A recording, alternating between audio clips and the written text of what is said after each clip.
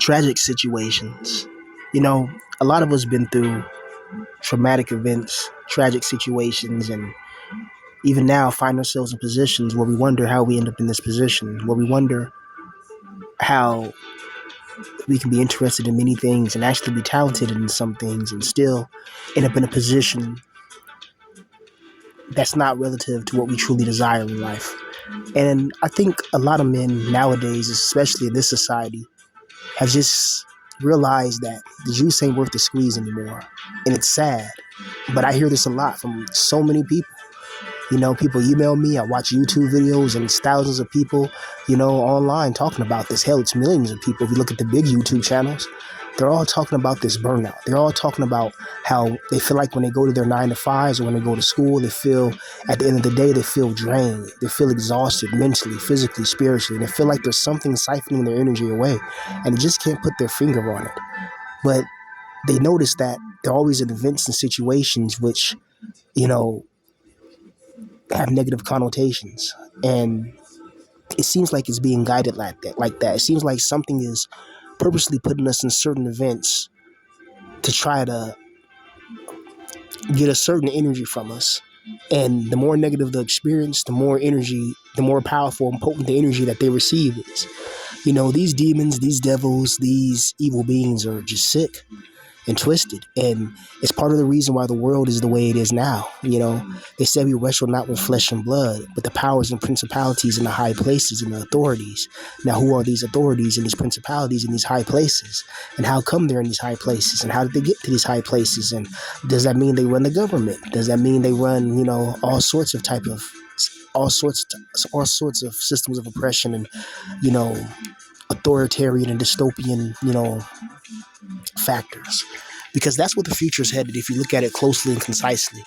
With all this technological innovation and all this technological enhancements and all this um, proliferation of technology, the more we get technology, the more and more the government spies in on your life. You know, have you guys ever were just thinking about something, and then the next thing you know, like that app or that commercial appears. Like, let's say you're thinking about Subway, or you're thinking about Xbox. You're thinking about a particular game. You're thinking about something, but you didn't say it out loud. You didn't even search for it yet, or you haven't searched for it in a long time, and you're just thinking about it. And then the next thing you know, boom, there's an ad for exactly what you were just thinking. You're like, what the hell, you know?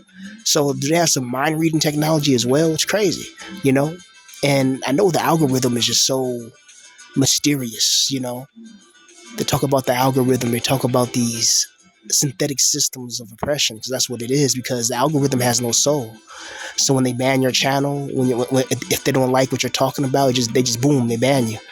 And most likely you won't get your channel back and stuff like that, or whatever, whoever they try to um, silence, especially when the 2020 Pokey Pokey was around.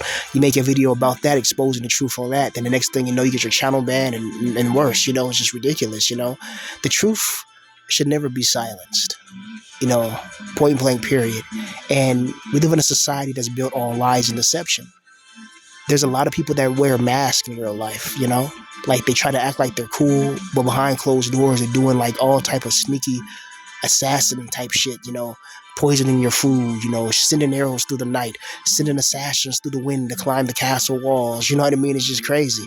And you're sitting there minding your business, you know what I mean, or whatever. And that's how it usually is, you know, for people that just kind of, they have the audacity to try to isolate themselves from the negativity of the world, and the world takes offense to that. I feel like something in this world wants certain people to suffer, you know. And I feel like a lot of guys in certain situations, if they would have just had the right guidance, they would have had the right person in their life that they could look up to, you know, instead of constantly dealing with hate persistently and consistently. And even when you try to carve out your own little private space online or just mind your business, people who hate you seem to find you, you know, trolls online you've never met before, and they listen to your words, but they hate you. If you hate something, why do you listen to it? Why don't you just ignore it or try your best to stay away from it as far as possible? It really makes no sense. there's certain events that happen in our life where like, what the hell, you know? You ever been through an event where you wanted to talk to this one particular girl or whatever, and then the minute you try to go over and talk to her, you see, damn, she already has a boyfriend or something like that. And it's like, damn, you know, like, that's just a basic thing. Or let's say you want this particular career field or whatever, and then you find out that, you know, the artificial intelligence is going to take it within the next 3 years, and it's going to be wow, you know. Or you want this, that, and the third, and you wonder, how did this person achieve this and how did they achieve that? And when you break it down, you know, you pull back some of the layers, you start to see that some people are just lucky, you know, or some people just have certain people in their life that are just special. If you look behind every great man, you're going to see a great team behind them. No one's able to climb Mount Everest by themselves, and those who did, you know, end up usually dying. And if they did climb, they usually had a team with them. You know, they have to have a place to rest. They need people, you know, on the lower depths, you know, to go back to get some heat, to get some food or whatever. They're not just climbing the whole mountain by themselves with no type of recovery team, with no type of, you know, medical team or anything like that. You know, you're not gonna go to Skinwalker Ranch and try to hunt a demon by yourself unless you're crazy or unless you're Dante from Devil May Cry. You know, I feel like when you really look at this world, a lot of the systems in place are designed to restrict your soul. You know, back in the ancient days, you could be an artist. You know, you could be a poet. You know, nowadays, being an artist and a poet doesn't really pay off unless you're extremely clever, unless you have a solid fan base or a solid presence online. But I don't know, man. I just feel like this whole thing's a mess. Like when I'm looking at, you know, I'm looking at these articles and I'm looking at all this food being recalled. They're talking about certain foods got to be recalled because they find aluminum and find certain metals and other chemicals. I'm like, how do I even get past the processing plant? It's like they're doing that intentionally, you know. And you start seeing the code with the six and the threes and the one and the twos and you know what I mean. It's like, okay, and then you see all types of other symbols and stuff, and it's just like, it's crazy how the media and the government's intentionally poisoning our minds, poisoning our bodies, and not just that, poisoning our souls as well. You know, the human soul, I feel like, is like a seed, is like a plant.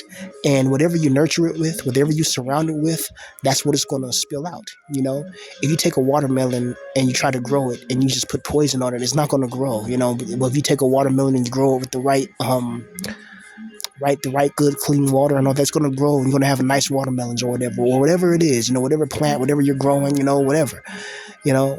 And I think they did this one experiment where they took this water, they took regular water, and they took like just regular water, and I think they put plants in it or whatever. And then one of the cups of water with the plant, they would speak good things to it, saying, "You're an amazing plant. You're good. You're beautiful. You're this. You're that." And they give it fresh water. And then the other plant, they would say, "You're dumb. You're this. You're that. You're this. You're that. You're this." They'll say negative things. And over a course of a few months, the plant where they were saying negative things to, like on a molecular level, it actually changed. And then the water got dirtier. It was just like, just by saying that and having the intent and the energy behind it, was like influencing the molecular levels of the plants and the water. It's crazy. It's a whole experiment. You can Google what I'm saying and see the experiment yourself.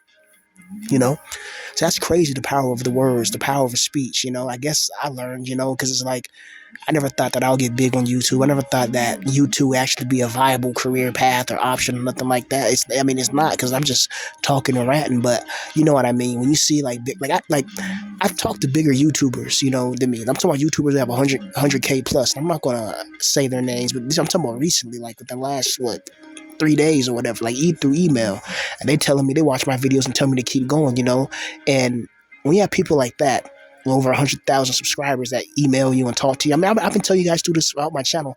These bigger YouTubers always was hitting me up, and then sometimes I'll see some of my video ideas on their channel, you know. But it's like, what can I say or do? You know, I don't care. You know what I mean? They want to, you know, hey, that's, you know, do your thing, you know. But it's crazy when you have people with that much outreach that hit you up and say they see something in your content. When my content is just me talking through this phone, you know, for the most part.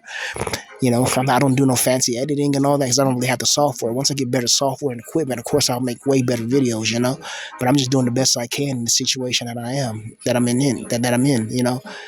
And I advise you guys, man, to be very careful whenever the media presents you with anything, you know, kind of second guess it, kind of think, okay, the media says this, but what's the real truth hidden behind this?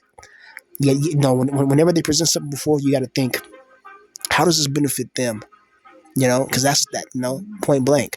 When they tell you there's a certain, person with the bullet projector and he did this, that, and the third, and it doesn't seem plausible, okay, these people are trying to spark some type of outrage from the public. Yeah.